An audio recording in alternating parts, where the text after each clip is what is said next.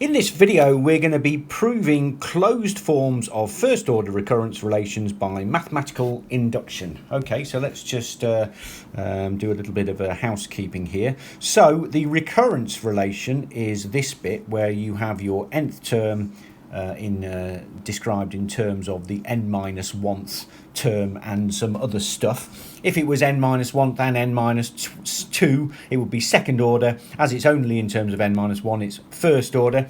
And the other thing that we need to say is that this here is the closed form, i.e. the nth term is in terms of stuff which does not involve previous terms. And so basically what they do in these questions is they give us the recurrence relation, they give us the answer, i.e. what the closed form nth term is, and ask us to use mathematical induction to prove it. So we're going to do 3 of these today. All 3 of them are relatively similar, and if you can get to grips with this, they provide relatively easy marks. So let's go. Okay, so basically just on this one, by the way, let's just have a look at the recurrence relation. So we have that un equals un minus 1 add n. So let's just have a look. Well, u0, they tell us, is equal to 0. They tell us that here. Let's have a look at u1. Well, u1 is equal to u0 add 1, which equals 1. And u2 is equal to u1 add 2, which equals 1 add 2. And u3 is equal to u2 add 3, which equals 1 add 2 add 3, etc, etc, etc. So we can see that in actual fact each of the terms are just the sum of the first n numbers. Excuse me. And so therefore in actual fact we know that the nth term is going to be the sum of the first n numbers, which is n plus 1 over 2, and we can prove that using other methods. But anyway, the whole point of this video is that, you know, we're gonna learn how to do proofs of recurrence relations by mathematical induction. Okay, and the second 2 are certainly a lot harder than this one. Okay, so basically when we got mathematical induction, what we got to do is we've got the 4 steps. First of all, we got the base step, and the base step is to prove for n equals 0. It tells us here that u0 equals 0. So what we have to do is we have to put 0 into our closed form solution and c to make sure that u0 equals 0. Well, clearly putting n equals 0 gives us u0 equals 0 times 1 over 2, which equals 0, which obviously is what they tell us u0 is. So therefore our base step is okay. Now our assumption is we assume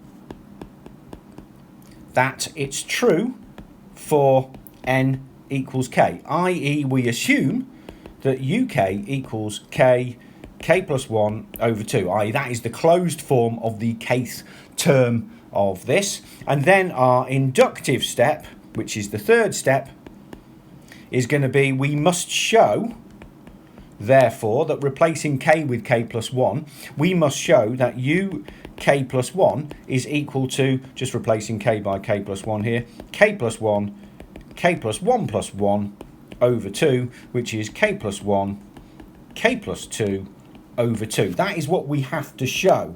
Okay, so basically what we're going to use is we are going to use the recurrence relation here in order to prove that. Okay, so we know from the recurrence relation that uk equals uk minus 1 add k. They tell us that. Okay, well therefore obviously uk plus 1, the k plus 1th term, will equal uk add k plus 1, just replacing k with k plus 1. And now what we want to do, we know what we assume that uk, the closed form, is this. That is our assumption. That's what we did in step 2. So we can say, okay, well uk plus 1 equals k plus 1 over 2 add k plus 1. And we need to prove that it can be written in this form here. This is the inductive step. We can take k plus 1 out of there. So that's k plus 1, k plus 1 plus 1 over 2, which equals k plus 1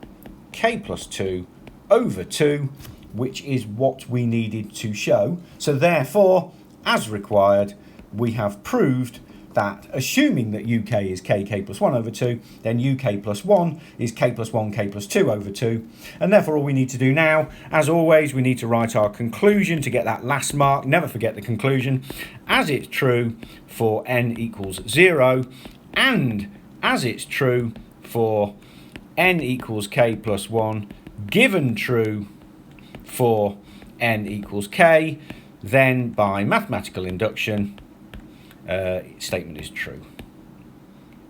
Is true. Okay, and that is the first one. That's a nice gentle introduction to these first order recurrence relations. So let's do one which is slightly harder now that we've got the the general idea. Okay, so this one is a little bit more hard. So un is equal to n squared add n un minus 1. So here's our recurrence relation, and here is our closed form where the nth term is in terms of nothing to do with the n minus 1th. And we have to prove that, so we're going to use exactly the same form as we did last time. So our base case is this time it's for n equals 1. N equals 1. Our base case n equals 1. Well, we know u1 is 1, and we have to put it into our closed form. So u1 equals, in the closed form, half times 1 factorial times 2 factorial, which equals half times 2, which equals 1. Okay, so for our base case n equals 1, the closed form is correct because it agrees with the initial term, so that's great.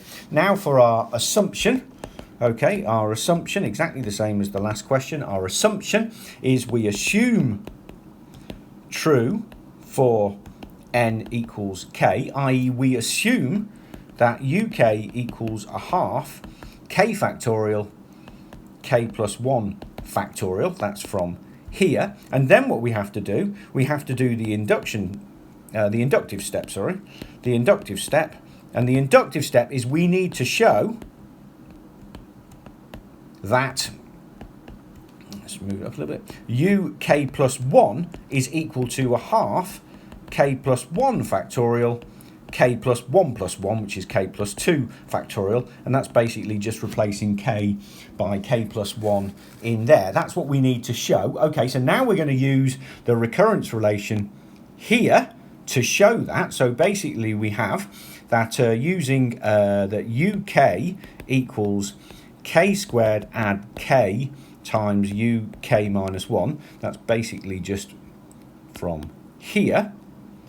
Therefore, we know that uk plus 1 is equal to, this now all I'm doing is replacing k by k plus 1 squared add k plus 1 uk, and we assume that uk is equal to that, so we can put that in there. So therefore uk plus 1 equals k plus 1 squared add k plus 1 times by a half k factorial k plus 1 factorial. Okay, and what we need to do, remember, is we need to show that it is this. So basically we can take k plus 1 out of here. That's k plus 1 plus 1 times a half k factorial k plus 1 factorial, and that's clearly there, k plus 2. So therefore that equals a half k factorial k plus 1 times by k plus 1 factorial k plus 2, and that equals as desired. Well, obviously clearly k factorial times k plus 1 is k plus 1 factorial, and k plus 1 factorial times k plus 2 is k plus 2 factorial, which equals as required what we needed. So that's as required. So we have now done our inductive step, and all we need to do now is our conclusion, i.e. It is as true for n equals 1. I know I keep writing this conclusion because people keep forgetting to put it in exams and they keep losing the final mark. And as true for n equals k plus 1, given true for n equals k, then statement is true by mathematical induction. You have to put mathematical induction, don't put MI. It's not Mission Impossible. You'd probably lose half a mark for writing that. Okay, and so yeah, right, mathematical induction in full. Okay, so the last one, let's have another look now. So we should be getting to grips with these now. Okay, so here we have the recurrence relation here, un defined in terms of un minus 1 and some other stuff. And here we have our closed form, un in terms of something other than un minus 1. And we have to prove by induction this for n greater than or equal to 1. So once again, we do our base step, which in this case is n equals 1. Okay, so basically we know u1 is 8, and we have to stick n equals 1 into our closed form. u1 equals 4 to the 1, add 3 times 1, add 1, which equals 8, so therefore we're okay on our base step. Okay, now we have to do the assumption. So we assume that it's true for n equals k, i.e. assume that uk equals 4 to the k, add 3k, add 1. And then our induction step, again, is we must show that uk plus 1, all I'm doing now is replacing k by k plus 1, equals 4 to the k plus 1, add 3k plus 1, add 1. Just replacing k by k plus 1 in there, which equals 4 to the k plus 1, add 3k, add 4. That's what we have to prove. Okay, so now what we're going to do is we're going to use, using our recurrence relation, which is here. No, it's not. It's here. Un is 4, un minus 1 minus 9, and add 9. So using uk equals 4 uk minus 1 minus 9k, add 9. Then uk plus 1, just replacing k by k plus 1, equals 4 uk minus 9k plus 1, add 9, which equals 4 uk minus 9k. So that's what we have to prove. And now what we're going to say is that so therefore uk plus 1 equals 4 times uk. Well, we've assumed that uk, the correct closed form for uk is that, so we can put that in there. 4 to the k, add 3k, add 1, minus 9k. That's from here. Okay, and remember what we're trying to do is we are trying to show that uk plus 1 is equal to that. So therefore uk plus 1 equals 4 times 4 to the k is 4 to the k plus 1, add 12k, add 4, minus 9k, which equals 4 to the k plus 1, add 3k, add 4, which is as required. So we have proved our inductive step, and therefore finally our conclusion, as again, as true for n equals 1, and as true for n equals k plus 1, given true for n equals k, given true for n equals k, then by mission impossible, mathematical induction, little maths joke there, statement is true. Okay, so basically that is how to do the first order recurrence relations with induction. You probably won't find one much harder than this on exams, to be honest. What we're going to do in the next video is we are going to do second order recurrence relations, where basically un is defined in terms of un minus 1 and un minus 2, and the way to do the proof by induction there is slightly more complicated. Okay, well, I hope you found this useful. If you have, please like this video and subscribe to the Gresty Academy YouTube channel. Thank you.